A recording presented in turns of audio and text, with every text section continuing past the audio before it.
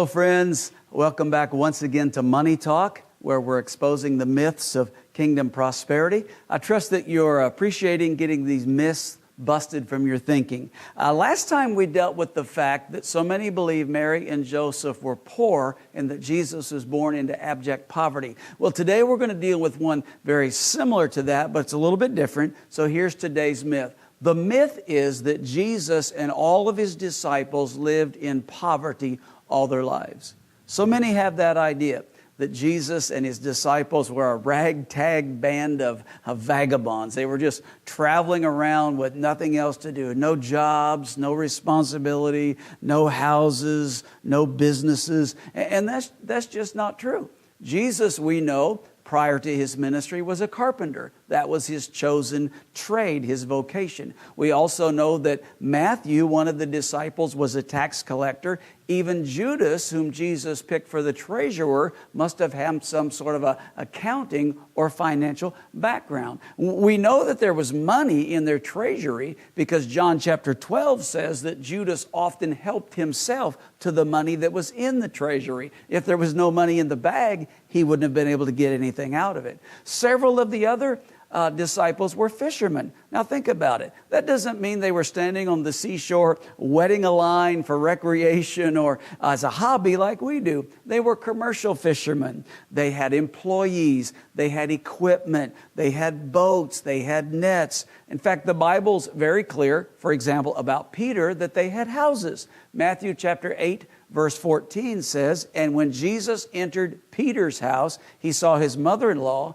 lying sick with a fever." And of course, Jesus healed Peter's mother-in-law. Now, here's something else that I think is quite humorous. And I have a wonderful relationship with my mother-in-law and father-in-law. They love me and I love them dearly. But so many say that Peter, of course, was never married. They assume that he's like the first pope, and so that the Catholic priest could never get married. But here's my question for you.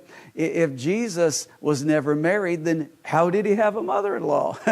That's just always been humorous to me. But here's the verse that most people use in this context. Matthew chapter 8, verse 20. "And Jesus said to them, 'Foxes have holes, and the birds of the air have nests, but the Son of Man has nowhere to lay his head.'" In other words, poor Jesus. He doesn't have anything. He doesn't have a house. He doesn't have a place of lodging. He doesn't even have a place to lay his head. Well, first of all, consider the context of that statement. What was Jesus talking about? He was talking about the cost of following him, the willingness of a person that wanted to be a disciple to follow the urgent call of God and lay down everything else to pursue a relationship of discipleship following after the Lord. This is the context that Jesus verifies in the next couple of verses. Matthew 8, verses 21 and 22, he says, "Another of the disciples said to him, 'Lord, let me go first and bury my father.' And Jesus said unto him, 'Follow me, and leave the dead to bury their own dead.'" In other words, to put that in modern language, what Jesus was saying is, ain't nobody got time for that. If you're going to be my disciple, there's an urgent call to leave everything and follow me. So the reference to the foxes having holes and the birds of the air having nests is like saying, there's not a place to rest. There's no foxholes to just relax in. There's no nesting that's going to take place. This is an urgent call to leave everything and be a disciple. So if we don't believe Jesus owned anything and the disciples never had anything, then how do we understand John chapter 1, verse 37, 38, and 39? The two disciples heard Jesus on one occasion, and they followed him, and Jesus turned to them and said, "What are you seeking?"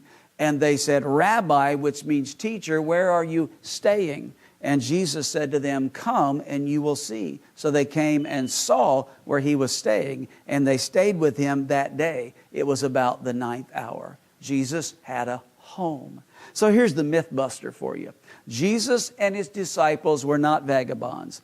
They had to have some things, jobs, careers, even houses, to have been willing to leave everything behind and follow Jesus. So here's the prayer. We're going to pray again today. Follow along and pray it with me. Dear God, thank you again for all that I am learning about kingdom prosperity. I know that you are going to continue to prosper me according to my faith and according to my assignment. Help me to be a good steward, keeping in mind that as long as I have the attitude of a manager and not an owner, you will continue to give me access to all that I need. In Jesus' name, I pray. Amen.